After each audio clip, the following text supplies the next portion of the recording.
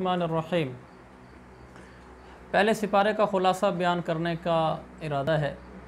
सबसे बुनियादी बात तो ये कर दूँ कि कुरान मजीद का जो ख़ुलासा हम बयान करेंगे ये तो इसलिए है कि जो अरबी में मशहूर है, जो चीज़ ऐसी हो मा ला युद्रक कुल्लुहु ला युत्रक कुल्लुहु, जो चीज़ सारी हासिल नहीं कर सकते तो कुछ ना कुछ तो हासिल कर लेनी चाहिए। असल तो ये है कि कुरान को अच्छे तरीके से पढ़ा जाए, तशरीह तफसील के साथ। सुनन तिरमिज़ी की रिवायत है, मेरे पाक पैगम्बर ने फरमाया ला तनक़दी अजाइबुहु, कुरान के तो ख़जाने ख़त्म ही नहीं होते। तो वाज़ेह बात है इस सारे उसके ख़जाने समेटे नहीं जा सकते, लेकिन बहरहाल ना होने से कुछ होना बेहतर है। ख़ुलासा कुरान की हर जगह माशाल्लाह फ़िज़ा है, हमने भी टूटी फूटी कोशिश की है। हमारी इसमें ख़ास बात यह है कि ख़ुलासा कुरान में जिसको सामने रख कर हमने ख़ुलासा कुरान का आगाज़ किया है वो ये कि कुरान से अमली पैगामात निकाल कर वो मैं भी सोचूं, आप ज़रा भी सोचें कि मेरा इस पर अमल है या नहीं है। तो हमारे ख़ुलासा कुरान का पैगाम कुरान से अमली पैगामात आगे पेश करना। तो पहले सिपारे से इब्तदा होती है। सूरह फातिहा है, इसकी कुल 7 आयतें हैं। इसकी जो पहली आयत है वो तौहीद के बारे में है, दूसरी भी तौहीद पर है, तीसरी आखिरत के बारे में है, चौथी फिर तौहीद पर है, फिर आगे 5वीं रिसालत पर है, और छठी और 7वीं ये भी रिसालत व नबूवत पर है। तो पूरे कुरान का ख़ुलासा सूरह फातिहा है, इसको असासुल कुरान कहा गया है। और पूरे कुरान का ख़ुलासा उलमा ने 3 चीज़ों में बयान किया है, तौहीद, सीरत और आखिरत। और ये तौहीद, सीरत और आखिरत तीनों मज़मून यहाँ बयान किए गए हैं सूरह फातिहा में। तो ये गोया कि कुरान का एक लिहाज से ख़ुलासा हो गया। आगे सूरह बकरा है। सूरह बकरा सबसे लंबी सूरत है कुरान मजीद में, इसकी 286 आयात हैं। और सूरह बकरा को बकरा क्यों कहते हैं, इसकी 7 आयात में आयत नंबर 67 से लेकर 73 तक बकरा, जिसको अरबी में गाय को बकरा कहा जाता है, तो इसमें गाय के किस्से का तज़किरा है, इसलिए इसको सूरह बकरा कहा जाता है। वो किस्सा कुछ मुख्तसरन यूँ है कि बनी इसराइल में एक शख्स ने अपने भाई को मीरास की लालच में कत्ल कर दिया था। तो फिर कत्ल करने के बाद उसने ज़रा तेज़ी तरारी दिखलाई, लाश उठाकर बाहर रास्ते पे डाल दी। अगले दिन मूसा अलैहिस्सलाम के पास पेश हो गया, कहने लगा जी मेरा भाई कत्ल हो गया है, इसका कातिल ढूंढा जाए। तो अल्लाह ताला ने मूसा अलैहिस्सलाम को कहा कि इनको कहो कि गाय ज़िबा करो। उन्होंने गाय ज़िबा की। आगे 73 नंबर आयत में अल्लाह ताला ने फरमाया इनको कहो इज़रिबूहु बिबादिहा, इस ज़िबा की हुई गाय के गोश्त का एक टुकड़ा उठाकर इस मैयत लाश के ऊपर लगाओ। तो उन्होंने जब गोश्त का टुकड़ा लगाया तो वो मैयत ज़िंदा हो गई और उसने बोल कर कातिल का पता बता दिया। तो चूँकि इसमें गाय का तज़किरा है इसलिए इसको सूरह बकरा कहते हैं। इस वाक़े में ये जो गाय वाला वाक़या है इसमें 2 दर्स मिले। नंबर 1, जब ये वाक़या पेश आया तो बहुत सारे लोग उस वक्त भी मरने के बाद की ज़िंदगी का इनकार कर रहे थे।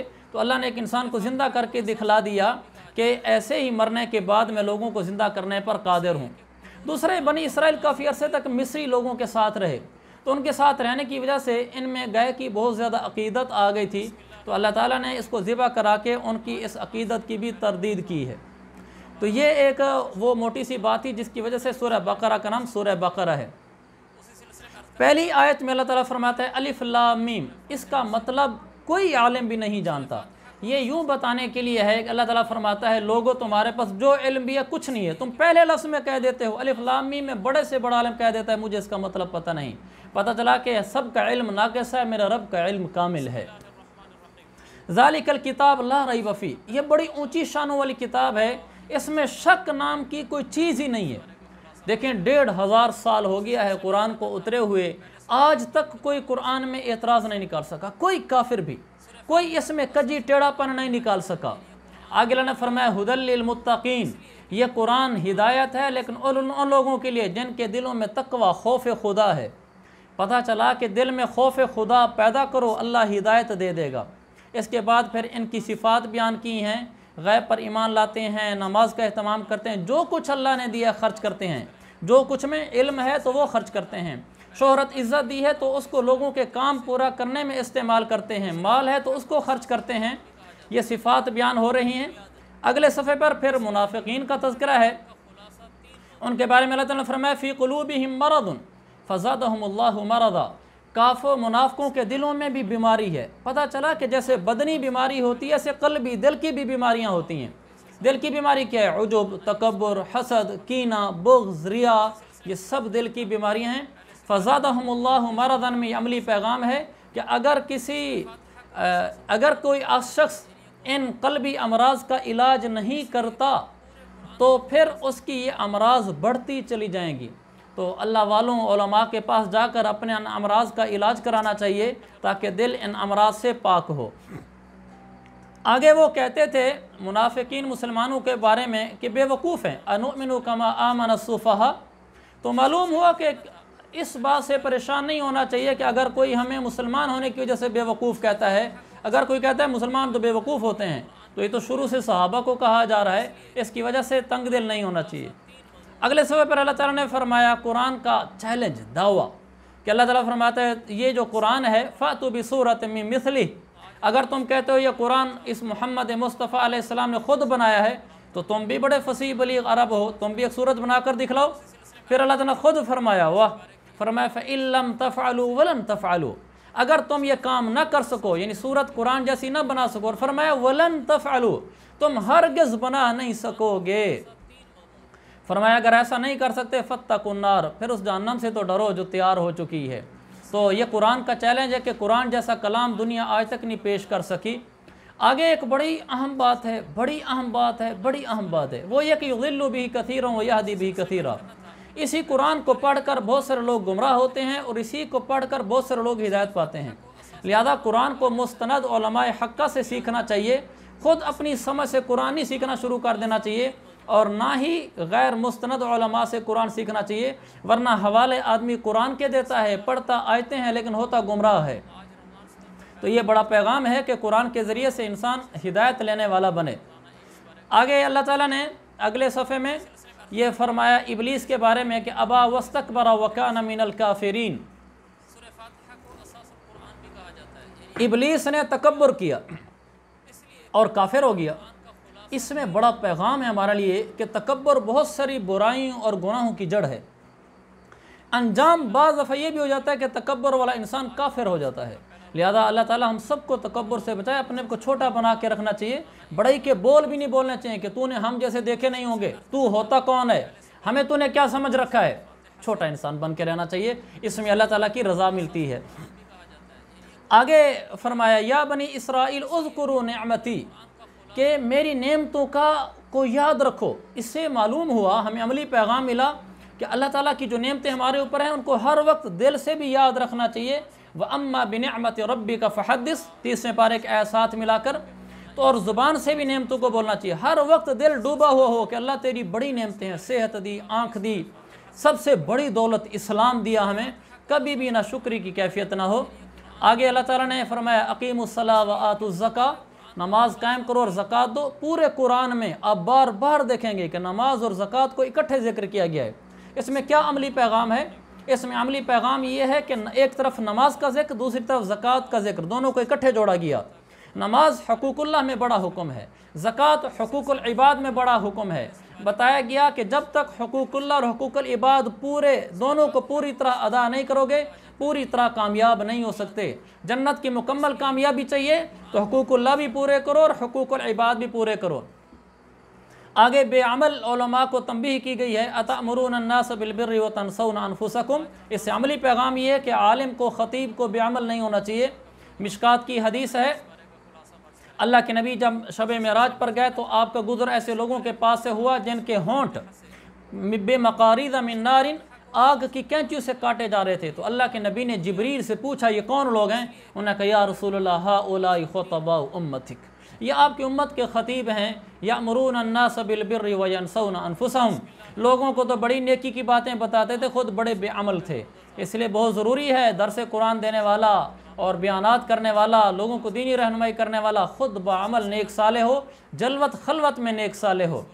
آگے فرمایا واستعینوا بالصبر والصلاۃ، اس میں تو اللہ نے زندگی کا مسئلہ ہی حل کر دیا ہے کہ کوئی مشکل پیش ہے، صبر سے کام لو، اللہ سے شکوہ شکایت نہ کرو، اور نفل پڑھ کر اللہ سے مانگو، نفل پڑھ کر اللہ سے مانگو، فرض نمازیں پڑھو اور نفل پڑھ کر اللہ سے مانگو۔ میں آپ کو اپنا تجربہ بتاتا ہوں، حالانکہ یہ کوئی تجربے کی چیز نہیں ہے، 20 دفعہ زندگی میں ایسے ہو چکا ہے کہ ہم جیسے گناہگار آدمی بھی، کہ کوئی بڑے سے بڑا مسئلہ، کہ کوئی مسئلہ بھی اٹک جائے، نفل میں نے پڑھے، اللہ نے حل کر دیا۔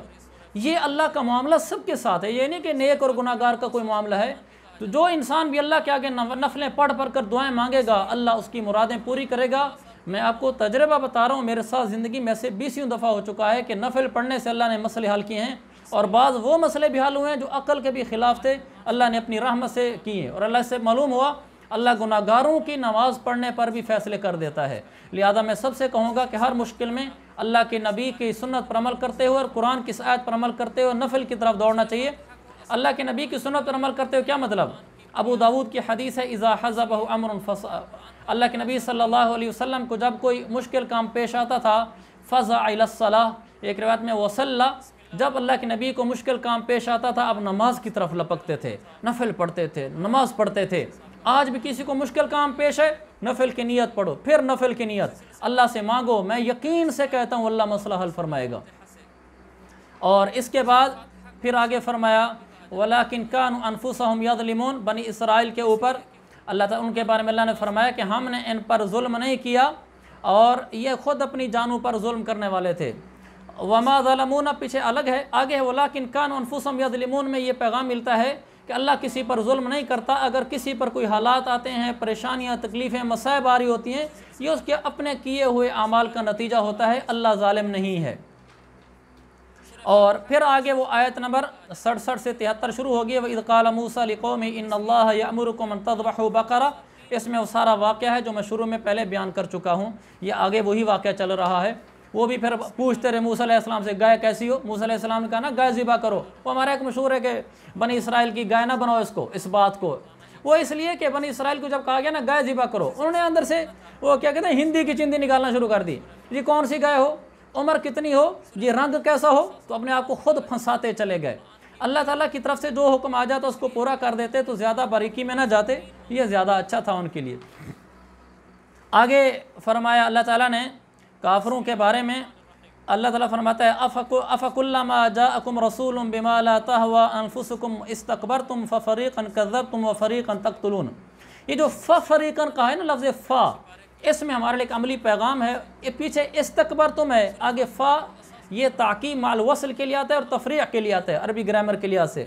فَفَرِيقًا كَذَّبْتُمْ وَفَرِيقًا تَقْتُلُونَ، اس سے یہ درس ملتا ہے کہ جب انسان تکبر میں مبتلا ہوتا ہے تو بڑے بڑے گناہ کر جاتا ہے۔ تکبر کا نتیجہ گناہ ہیں، جیسے انبیاء کو جھٹلانا، قتل کرنا، لہذا اپنے آپ کو تکبر سے بچانا چاہیے، بہت خطرناک بیماری ہے، اپنے آپ کو چھوٹا بنا کے رہنا چاہیے۔ آگے ایک آیت ہے جس میں اللہ تعالیٰ فرماتا ہے أَن يُنَزِّلَ اللَّهُ مِن فَضْلِهِ عَلَى مَن يَشَاءُ مِنْ عِبَادِهِ، اس آیت کا عملی پیغام یہ ہے کہ جو کچھ ہمارے اوپر عطائیں ہیں وہ اللہ کی رحمت اور اللہ کا انعام اور احسان ہے، جس کو اللہ سورہ قاف میں آیت نمبر 65 میں فرماتا ہے آتَيْنَاهُ رَحْمَةً مِّنْ عِنْدِنَا، یعنی اس سے ہمیں یہ پیغام ملتا ہے کہ ہمیں کبھی یہ نہیں سمجھنا چاہیے میری وجہ سے ہو رہا ہے۔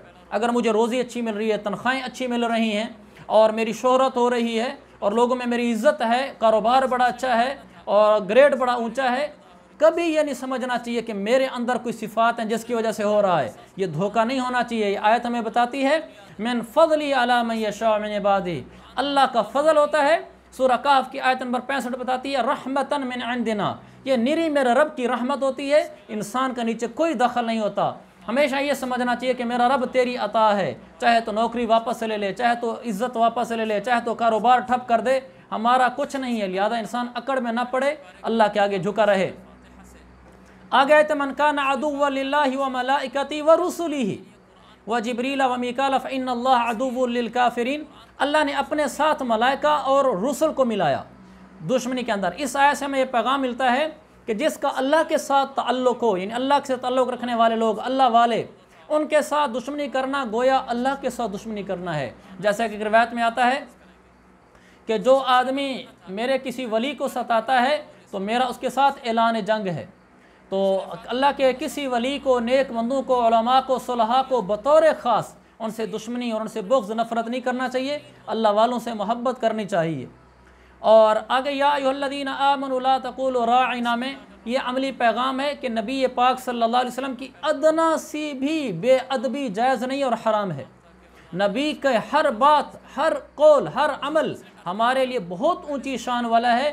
نبی کے پاک صلی اللہ علیہ وسلم کی ذات اونچی شان والی ہے، بے ادبی کا سوچنا بھی نہیں چاہیے، اس کی شریعت قطعاً اجازت نہیں دیتی۔ آگے پھر وہ حکم اقیم الصلاۃ و آتوا الزکوٰۃ، نماز اور زکوٰۃ کو اکٹھا کیا گیا ہے یہ بتانے کے لیے کہ حقوق اللہ کے ساتھ ساتھ حقوق العباد بھی ضروری ہے۔ پھر وہ یا بنی اسرائیل اذکروا نعمتی، اللہ فرماتا ہے میری نعمتوں کو یاد کیا کرو، دل میں بھی ہر وقت کہو اللہ تیری نعمتیں میرے اوپر بڑی ہیں، زبان سے بھی بولا کرو۔ اور آخر میں آیت نمبر 125 ہے وَإِذْ جَعَلْنَا الْبَيْتَ مَثَابَةً لِلنَّاسِ وَأَمْنًا، دل تو بڑا کہہ رہا ہے کس پہ کھل کے بولوں، لیکن ہمارا خلاصہ قرآن لمبا نہ ہو جائے۔ ان آیات میں بیت اللہ اور شہر بیت اللہ مکہ مکرمہ کی شان مذکور ہے۔ اللہ تعالیٰ بیت اللہ کو کہتا ہے یہ امن کی جگہ ہے، آگے مقام ابراہیم کی شان بیان کرتا ہے کہ وہاں نماز پڑھا کرو، اور آگے پھر اللہ تعالیٰ طواف کرنے والے، رکوع کرنے والے اور اعتکاف کرنے والے ان کے تذکرے فرماتا ہے، خانہ کعبہ والے شہر مکہ مکرمہ کے تذکرے فرماتا ہے، امن والا شہر ہے، اس لیے مکہ مکرمہ میں جائیں تو وہاں اس شہر کا بھی ادب احترام، شہر کے رہنے والوں کا بھی ادب احترام کرنا چاہیے۔ ہمت ہو جائے تو ضرور ایک دفعہ حرمین کا سفر کرنا چاہیے۔ لوگ کہتے ہیں جس نے لاہور نہیں دیکھا وہ جمعہ نہیں، میں کہا کرتا ہوں جس نے حرمین نہیں دیکھے وہ جمعہ نہیں۔ حرمین کا سفر کرنا چاہیے، پوری کوشش کرنی چاہیے۔ ابراہیم علیہ السلام نے بیت اللہ بنایا نا تو کہا ربنا تقبل منا، اے اللہ ہم نے بیت اللہ بنا دیا ہے، بس اس قابل تو نہیں ہے کہ ہمارا عمل قبول کیا جا سکے۔ تقبل باب تفاعل کا صیغہ ہے، عربی گرامر کے لحاظ سے کر رہا ہوں، حالانکہ ان کا عمل بڑا اونچا تھا، عالی شان تھا بیت اللہ کو بنانے والا، لیکن انہوں نے عاجزی کے ساتھ اللہ کی بارگاہ میں پیش کیا کہ یا اللہ ادنا سا عمل ہے، بس قابل ہونے کے قبول ہونے کے قابل تو نہیں، اپنی رحمت سے قبول فرما۔ تو یہ ہمیں بھی ہمیشہ یہ سمجھنا چاہیے، بڑی سے بڑی عبادت کی بھی اللہ توفیق دے دے تو یوں کہنا چاہیے کہ اللہ میرا عمل کسی کھاتے کا نہیں، اپنی رحمت سے قبول فرما۔ اس سپارے کا اختتام ہوتا ہے جس آیت پر وہ ہے وَمَا اللَّهُ بِغَافِلٍ عَمَّا تَعْمَلُونَ، اور اگلی آیت وَلَكُمْ مَا كَسَبْتُمْ وَلَا تُسْأَلُونَ عَمَّا كَانُوا يَعْمَلُونَ وَمَا اللَّهُ بِغَافِلٍ عَمَّا تَعْمَلُونَ، جو سپارہ ختم ہو رہا ہے سیکنڈ لاسٹ آیت، اس میں اللہ فرما رہا ہے کہ اللہ تمہارے عملوں سے غافل نہیں ہے۔ پھر آخر اینڈ یہاں ہوا وَلَكُمْ مَا كَسَبْتُمْ، تم نے جو کچھ کیا ہے قیامت والے دن تمہیں اس کا حساب دینا ہوگا۔ دو باتیں سپارے کا اختتام ہیں، ایک تو اللہ ہمارے عملوں سے غافل نہیں ہے، اور دوسرا جو کچھ کر رہے ہیں کل قیامت والے دن اپنے کیے کا حساب پائیں گے۔ وآخر دعوانا ان الحمد للہ رب العالمین۔